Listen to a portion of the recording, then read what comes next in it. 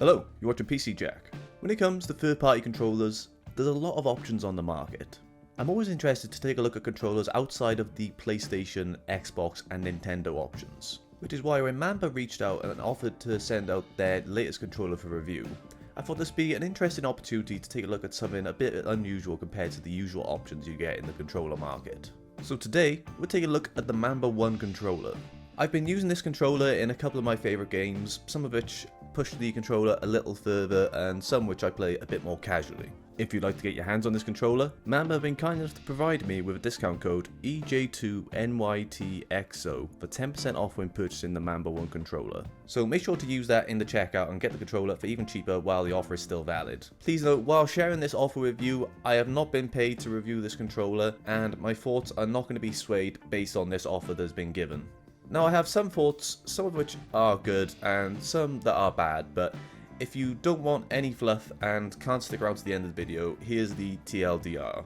If you like the Xbox controller shape and ergonomics, a display for configuring your settings and RGB lighting, then you may actually quite like this controller. If you already prefer the PlayStation DualShocks or DualSense with better vibration and haptics, this isn't the controller for you. I've been relatively conflicted over the past few days as my favourite controller is the DualSense, which I use both on PC and PS5. However, I do get on very well with my Xbox controller. But today I need to talk about what the Manba One controller brings to the table, and some of the positive aspects and merits that actually bring something interesting to the table. So before we get into it, let's take a closer look at the controller. The Manba One controller is compatible with various devices including the Nintendo Switch, PC, Steam Deck and even iOS and Android. The biggest distinction this controller has is a large display in the center which allows you to fully customize the controller including button mapping, vibration, brightness, lighting and more. The Manba One boasts anti-drift Hall effect joysticks which uses a non-magnetic sensor to extend the life of the joysticks and help reduce stick drift and provide more accurate input in-game.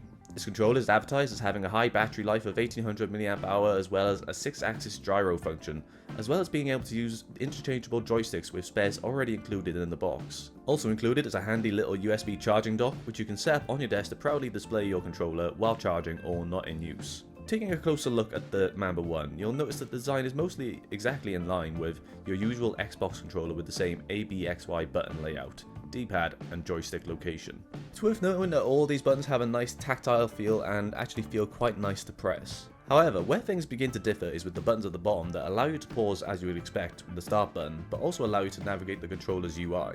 Things get a little more interesting on the back though, where as you can see we also have 4 back paddle buttons. I've never really been into using these back paddle buttons, much like how I have on my Steam Deck, but it is good that you have that extra customization. Something really interesting though is the inclusion of these switches which allow you to change the actuation points of the triggers. You'll also find an on and off switch for powering the controller directly above the copper contacts which connect directly to the charging dock. In terms of colours, you can get this in black and white.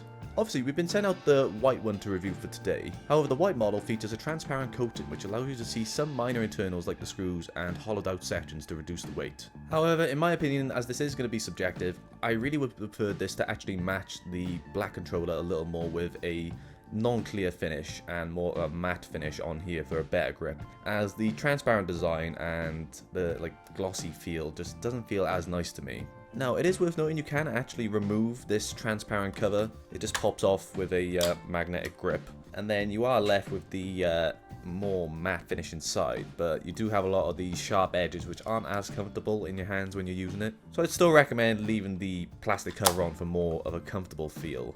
Now, given it's the central point of the controller, let's take a look at what you can actually do with the display. First off, you'll see a handy little battery status icon up at the top right, but to access the controller settings, you just need to hold down the home button for 3 seconds. On the home screen, you'll find options to pair the controller via Bluetooth. There's an option to select the mode which lets you cycle through the devices you are using with the controller. Next in settings, you'll be able to select profiles that allow you to customize the button mapping, joystick sensitivity and vibration. At the bottom of the home screen, you'll also find options for the screen and LEDs on the controller, which includes the brightness, LED colors as well as 3 lighting effects. Now, some of these options may get lost on certain people as, if we're being really honest, you're not really looking at the controller when you're using it, you're looking at the screen. So it is cool to have that level of customization, but if you're like me, you'll probably turn the LEDs off to save a bit of battery as you'll be focusing on the screen more than the controller. Admittedly, I must say the LED implementation is actually really nice and quite understated with them on the side. and I'd say it definitely stands out compared to Xbox or PlayStation controllers. Connecting wirelessly has been pretty effortless, and particularly in Steam, it's recognised where you can continue changing settings in a more advanced way compared to what the controller itself can achieve. So I suppose what's important is how I've actually found using this in games. I've got on pretty well in games, and I found it fairly comfortable to use. I'm someone that can often struggle with RSI after long gaming sessions, but I have to say, even after using this controller for a few hours at a time, I haven't had many issues with being uncomfortable while holding it. Again though, that better grip is slightly lost by the finish not being quite how I would like it, with more of a matte finish.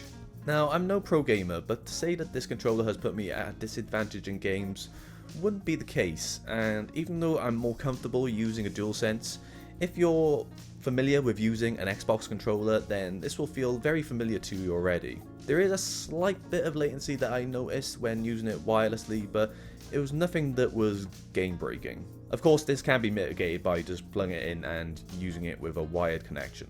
But of course, that will depend on your setup and if that allows you to actually have something plugged in, depending on how far away you are from your system. So I think I've covered a lot of the positive aspects of this controller and also touched upon some of the negatives. But I feel where we need to go to next is the actual pricing for this controller and how it stacks up against some of the other offerings. However, this is where I start to struggle to recommend this controller a little bit. On Amazon, you can buy the Manba One for $71.99 in the UK, which in itself is not too excessive. However, you can buy an Xbox controller for $49.99 or a DualSense for $59.85. However, if you're looking at what's one of the most popular controllers on the market, I don't know why you would go for the Manba One controller over an Xbox controller when it's over £20 cheaper. Now of course you do get a little bit of extra customization and a bit more of a different look with the Manba One, but you'll need to decide whether that is actually worth the additional £20 over an Xbox controller. On the other hand, the DualSense definitely has the most superior vibration and haptics out of anything on the market.